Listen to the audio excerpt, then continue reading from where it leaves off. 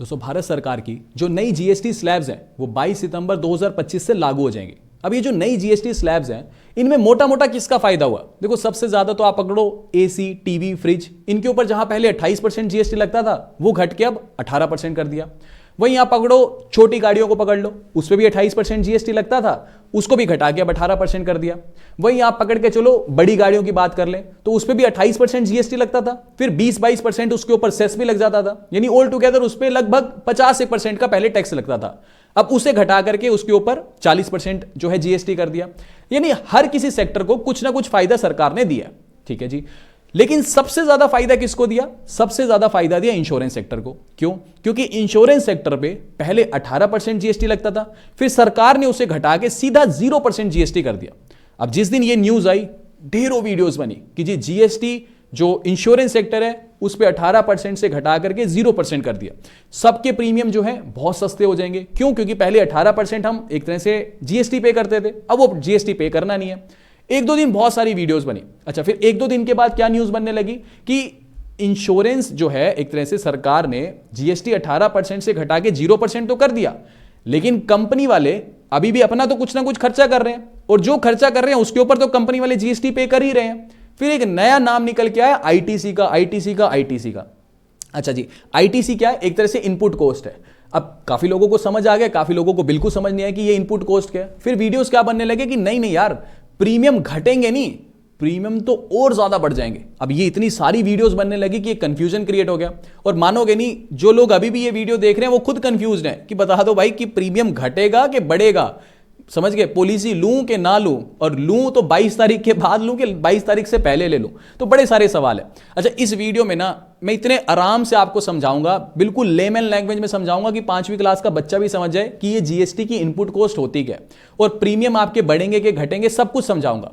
पहले बताता हूं कि पीपीटी थोड़ा समझाता हूं कि हम क्या क्या समझेंगे। देखो, सबसे पहले मैं आपको जो समझाऊंगा ना वो अपनी फर्म के नाम से समझाऊंगा। जैसे मेरा यूट्यूब चैनल क्या है? XY एक्सिस एजुकेशन, तो मैंने करंट अकाउंट भी XY एक्सिस एजुकेशन के नाम से खुलवा रखा है और अपना एक जीएसटी नंबर ले रखा है। तो मैं समझाऊंगा कि मान लो अगर मैं किसी का प्रमोशन कर रहा हूं, उससे मैं पैसे ले रहा हूं, पैसे जीएसटी के साथ ले रहा हूं। फिर मान लो मैंने खुद अपनी फर्म के लिए कुछ खर्चा किया, तो ये इनपुट कॉस्ट कैसे होती है, पहले मैं अपनी फर्म का एक एग्जांपल लेके बड़े प्यार से आपको लेमन लैंग्वेज में समझाऊंगा।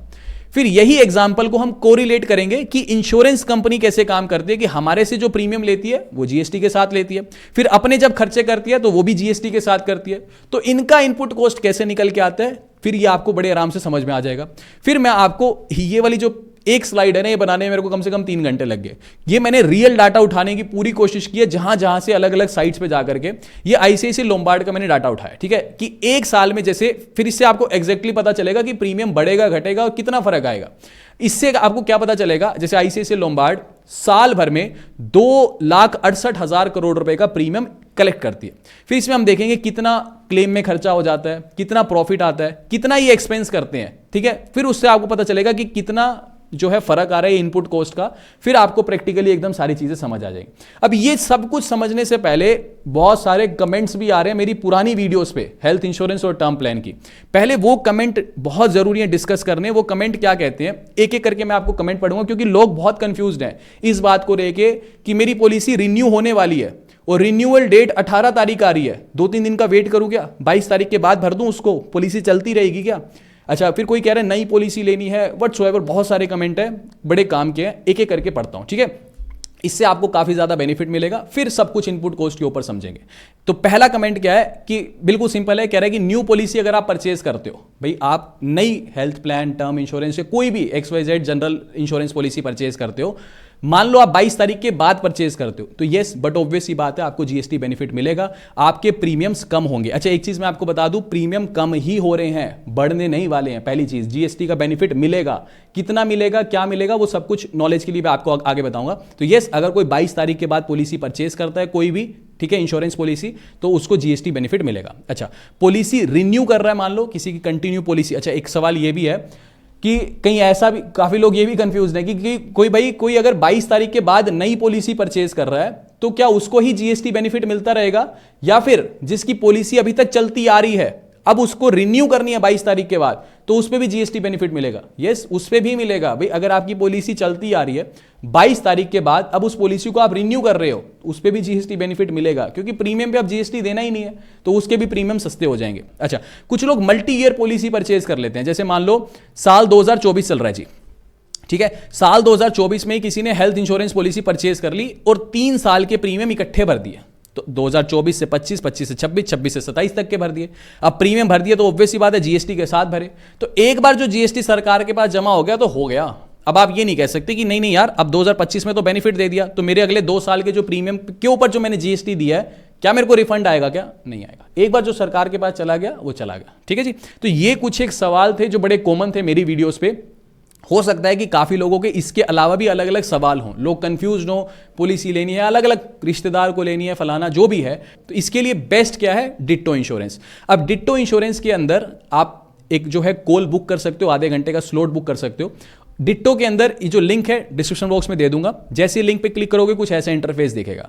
अब यहां पे नॉर्मली आपको कॉल बुक करने के लिए बाय इंश्योरेंस पे क्लिक करना है, उसके बाद यहां पे get a call with us और यहां पे सुटेबल टाइम आपको सेलेक्ट करना है। कौन सी पॉलिसी लेनी है? लेटर सपोज अगर हेल्थ लेनी है तो हेल्थ, टर्म प्लान लेना तो टर्म प्लान। तो मैं जैसे मान लो हेल्थ इंश्योरेंस लेना चाहता हूं, तो यहां पे शेड्यूलर डेट करूंगा। तो जैसे कल की मान लो मैं डेट बुक करना चाहता हूं, उसके बाद स्लॉट मान लो मैं अपने हिसाब से कोई भी बुक करना चाहता हूं, नीचे कंफर्म शेड्यूल पे क्लिक करूंगा। ठीक है, बेसिक डिटेल डालूंगा, जैसे मान लो अपना नाम डाल देता हूं मैं यहाँ पे अंकित, ठीक है, ईमेल आईडी डाल देता हूं, जैसे अपनी ईमेल आईडी डाल दी, ठीक है, यहाँ पे मोबाइल नंबर डाल दिया। फिर ये पूछा है कि डिट्टो के बारे में कहां से पता चला, तो जैसे मेरे को यूट्यूब से पता चला, चलो ठीक है। फिर उसके बाद क्या क्वेरी है, मान लो मेरे को हेल्थ इंश्योरेंस परचेज करना है तो परचेज हेल्थ इंश्योरेंस। ये सब कुछ करने के बाद कंफर्म बुकिंग पे बस क्लिक करना है। इस टाइम स्लॉट पे आपको एक एडवाइजर जो एक्सपर्ट है इस फील्ड के अंदर वो कॉल करेगा। कुछ भी अगर आपकी क्वेरी है, कोई पॉलिसी परचेज करनी है, कब परचेज करूं, जो बेसिक से बेसिक क्वेरी है, बच्चों वाले भी क्वेश्चन है ना, वो भी आप डिस्कस करो, पूरा सपोर्ट आपको मिलेगा। दूसरी बात, इनकी जीरो स्पैम पॉलिसी है। ऐसा नहीं कि आपने एक बार फोन कर दिया, काफी सारे वेंडर्स के हैं फिर उसके बाद फोन पे फोन करते रहते हैं, लेकिन इनकी जीरो स्पैम पॉलिसी है। अगर आपने फोन कर दिया और आपको ऐसा है कि मेरे को नहीं लेनी पॉलिसी, तो आपको बार बार डिस्टर्ब नहीं करेंगे। और इसके अलावा मान लो अगर किसी का क्लेम आ जाता है, तो वो क्लेम सेटलमेंट करवाने के लिए भी डिट्टो की जो टीम है वो आपको 24/7 सपोर्ट करने के लिए हमेशा तैयार बैठी है। दूसरी बात अच्छी क्या है इनकी, कि मान लो काफी लोगों को ऐसा होता है ना कि जैसे टर्म प्लान है, घर में मान लो 5 लोग हैं, 5 लोग सरकारी नौकरी करते हैं, तो वो आपको सजेस्ट करेंगे कि आपको बहुत बड़े टर्म प्लान की जरूरत नहीं है, क्योंकि आपकी फैमिली आपके ऊपर डिपेंडेंट नहीं है बहुत ज्यादा, कि आप हो ना हो इस दुनिया में आपका परिवार चलता रहेगा, क्योंकि पूरा परिवार सेल्फ डिपेंडेंट है। अगर ऐसा कोई केस है तो ये पॉलिसी के लिए मना भी कर देते हैं, या फिर ये कहेंगे कि कम अमाउंट का, जितनी जरूरत है उतनी ले लो, फालतू के पैसे मत खर्च करो। तो वो सारी चीजें आप देख लेना। कुछ भी आपके सवाल हैं, इस टाइम कंफ्यूजन बहुत ज्यादा है, तो आप इजीली ये कॉन्टेक्ट करके अपने डाउट्स को दूर कर सकते हो। ठीक है, अब लौटते हैं हम इनपुट कॉस्ट क्रेडिट पे। यानी इनपुट कॉस्ट क्या होती है, ये आईटीसी, ठीक है ना, ये सारी की सारी चीजें क्या होती है। अब देखो, मैं बड़े आराम से आपको समझाऊंगा ताकि आपको कंफ्यूजन ना हो। अब मेरी फर्म है, मेरा करंट अकाउंट है XY एक्सिस एजुकेशन के नाम से, ठीक है जी। ऐसे ही मैंने अपना एक जीएसटी नंबर ले रखा है। अब देखो, मान लो लेट अस सपोज कि मैं किसी एक ब्रांड का प्रमोशन करता हूं, ठीक है, और ब्रांड का अगर मैं प्रमोशन कर रहा हूं, कोई ब्रांड मेरे पास आता है कि ठीक है हमारा प्रमोशन कर दो, और मैं ये कहता हूं कि मैं एक वीडियो बनाने के 50,000 रुपए लेता हूं। बड़े लेमैन एग्जांपल ले रहा हूं ताकि आपको आराम से समझ आ जाए। तो मैं कहता हूं कि मैं एक वीडियो का प्रमोशन करने के लिए 50,000 रुपए लेता हूं, ठीक है जी, ये तो मेरी कॉस्ट होगी। प्लस क्योंकि मैं जीएसटी क्या है, गुड्स एंड सर्विस टैक्स, तो ये सर्विस ही तो दे रहा हूं मैं उसको, तो सर्विस क्योंकि मैं दे रहा हूं उसके ऊपर 18% जीएसटी है, तो 50,000 रुपए तो आएंगे मेरी जेब में, प्लस 18% जीएसटी, यानी ये 18% किसकी जेब में जाएगा? भारत सरकार की जेब में। तो 18 पंजे 90, यानी 9,000 रुपया तो गया भारत सरकार की जेब में। तो जब मैं इनवॉइस रेज करूंगा तो मैं 59,000 रुपीज का इनवॉइस रेज करूंगा, जिसमें से 50,000 रुपए तो मेरे खाते में आएंगे और 9,000 रुपए भारत सरकार ले जाएगी। ठीक है जी, बहुत बिल्कुल सिंपल सी बात है। लेकिन मान लो इस महीने ये डील हो गई, ये ब्रांड का प्रमोशन हो गया, ये सब कुछ हो गया, मैंने 59,000 का इनवॉइस रेज कर दिया और 59,000 रुपीज मेरे अकाउंट में आ गए। लेकिन अभी इसमें से 9,000 रुपए किसके हैं? भारत सरकार के, जिसे मेरे को अगले महीने देने होते हैं भारत सरकार को। मान लो इस महीने 59,000 आ गए, 9,000 भारत सरकार के हैं, तो अगले महीने मैं 9,000 रुपए भारत सरकार को दूंगा। और भारत में जितने भी बिजनेसेस हैं सबके लिए यही रूल है, ठीक है। चलो अब लेकिन मान लो इसी महीने मेरे को अपने ऑफिस में एक एसी लगवाना था, समझ के बात को, मेरे को अपने ऑफिस में एक एसी लगवाना है और एसी की जो कॉस्ट है वो 30,000 रुपीज है। अब एसी के ऊपर भी अभी मान के चलो अब 28% लगता था, बट अब 18% कर दिया, तो मैं 18% के हिसाब से आपको समझाता हूं। तो मैं एसी की दुकान पे गया, 30,000 रुपए का एसी था और उसके ऊपर बोला 30,000 प्लस 18% का ये एसी है। तो 18 दूनी 36, 18 दिए 54, तो 5400, यानी आप पकड़ो तो ये हो गया 35,400 रुपए का, राइट, ऐसे ही हो गया ना, हाँ ठीक है, 35,400 रुपए का ये एसी पड़ा, जिसमें से मैंने उसको पैसे दे दिए, राइट, मैंने उसको कितने पैसे दिए, 35,400 रुपए दिए, लेकिन 5400 रुपए इसमें से वो किसको देगा, भारत सरकार को देगा। अब एक चीज समझना, ये जो इनपुट कॉस्ट है ना, इनपुट कॉस्ट, ये भारत सरकार क्यों लेके आई थी, ताकि डबल टैक्स ना देना पड़े किसी फर्म को, ठीक है, डबल टैक्स को अवॉइड करने के लिए ये भारत सरकार लाई थी। दूसरी बात, देश में महंगाई ना बढ़ जाए, प्रोडक्ट के कॉस्ट ना बढ़ जाए, उसको कंट्रोल करने के लिए इनपुट कॉस्ट आया, ठीक है।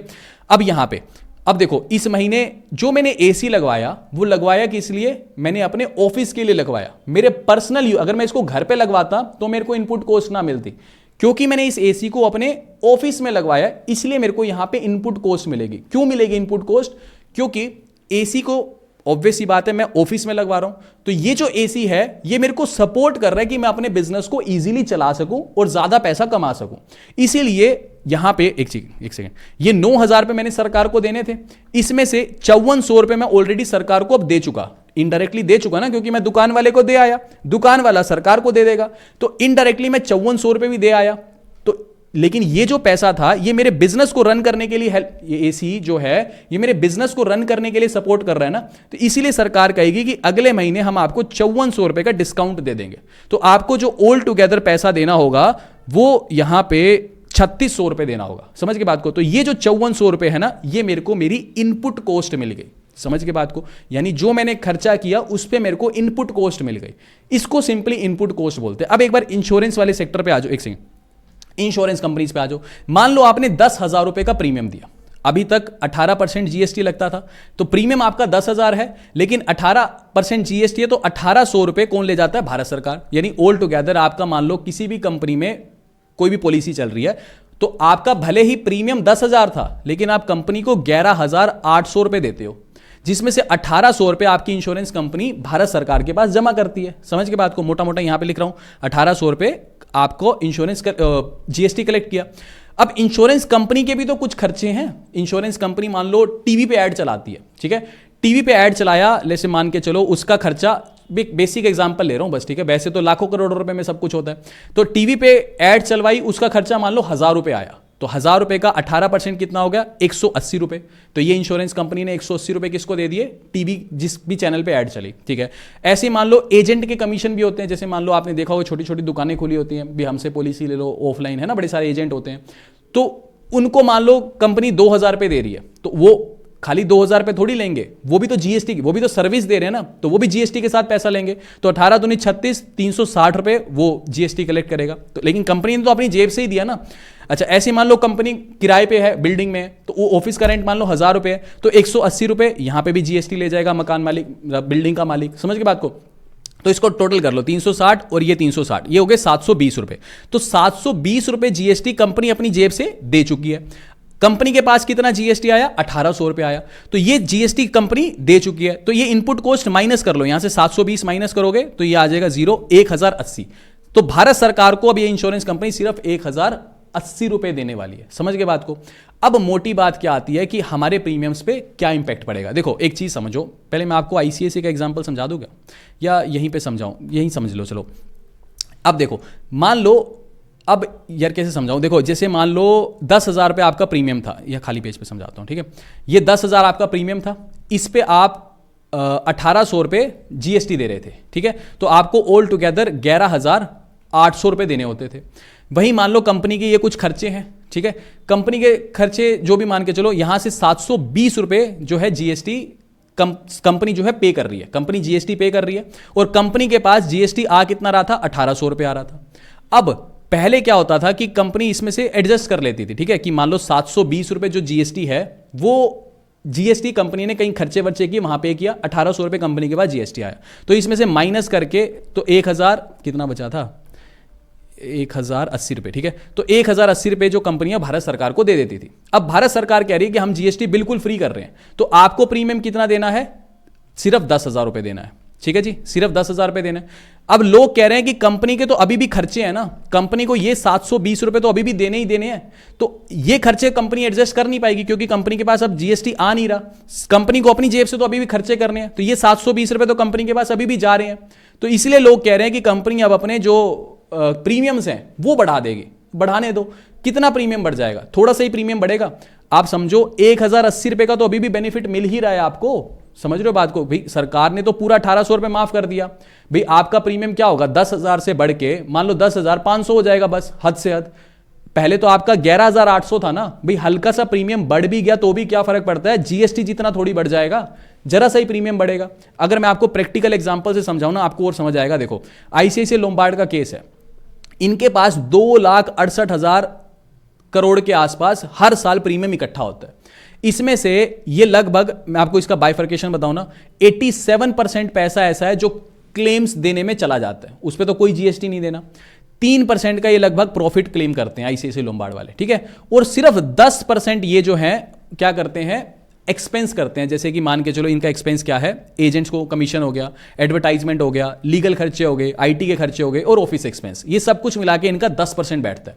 अब इसकी कैलकुलेशन समझो, 2,68,330 करोड़ रुपए इनके पास आया। अब ये पैसा जीएसटी के साथ आएगा तो इस पे 48,299 करोड़ जीएसटी आ गई। समझ के बात को, ठीक है। ये कस्टमर का पैसा है जो भारत सरकार को देना है। अभी इसमें से जीएसटी में से कुछ ये इनपुट कॉस्ट ले लेंगे, ठीक है। इनपुट कॉस्ट कितनी लेंगे? सिर्फ 10% पैसे पे ही तो लेंगे, क्योंकि जो आप क्लेम देते हो लोगों को वो जीएसटी के साथ थोड़ी देते हो, वो तो बस क्लेम दे दिया, समझ गए। और प्रॉफिट जो है वो भी प्रॉफिट है, उस पर भी कोई इनपुट कॉस्ट नहीं है। इनपुट कॉस्ट किस पे मिलेगी? सिर्फ 10% पैसे पे मिलेगी, ठीक है बात। अच्छा अब देखो ये 10% पैसा किसका हो गया? 2,68,000 करोड़ का 10% निकालो, यानी 26,833 करोड़ रुपए जो आईसीआईसीआई लोम्बार्ड है ये खर्चे करती है कि एजेंट को पैसा दे दिया, एडवर्टीजमेंट, लीगल वीगल सब कुछ मिला करके।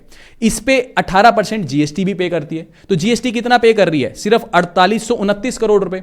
जीएसटी आ कितना रहा है? 48,299 करोड़, जिसमें से सिर्फ 10% जीएसटी यानी 4,829 करोड़ रुपए कंपनी पे करती है, ठीक है जी। तो कंपनी को बाकी बचा हुआ जीएसटी कितना हो गया? 31,662 करोड़ रुपए ये भारत सरकार को देना होता है।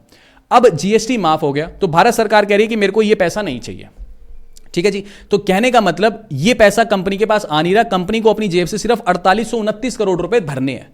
तो प्रीमियम अगर कंपनी बढ़ाएगी भी, मान लो प्रीमियम अगर, समझो आप बात को कि प्रीमियम अगर बढ़ाएगी भी तो सिर्फ ये पैसा पूरा करना है। लेकिन एडवांटेज देखो ना इसका, मतलब मोटी बात आसान भाषा में ये है कि सिर्फ 10% का फर्क पड़ेगा, यानी 90% का आज भी सब लोगों को बेनिफिट मिलने वाला है। समझ के बात को, अगर ये इनपुट कॉस्ट हटा भी देना तो 90% का बेनिफिट मिलने वाला है। कि मान लो जैसे इस केस में पकड़ूं, किसी का 10,000 रुपये अगर प्रीमियम जाता था ना, ठीक है, इस पर 1,800 रुपये जीएसटी हो गया, तो इसका 90% एडवांटेज मिलेगा। मान लो 180 रुपये और घटा लो, 90% आपको अभी भी एडवांटेज मिलेगा। समझ के बात को, कि कहने का मतलब इसका 180 रुपये ही और पकड़ लो। कहने का मतलब अगर पहले 11,800 प्रीमियम जाता था तो अब 10,000 बेस प्रीमियम है, इस पे 10% और बढ़ा लो, यानी 10,180 रुपये अब आपका प्रीमियम हो जाएगा।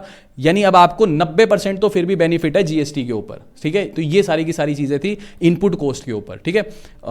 ये सारा कुछ था, इसके ऊपर एक्सप्लेनेशन हो गया, ये सारी की सारी चीजें, ठीक है।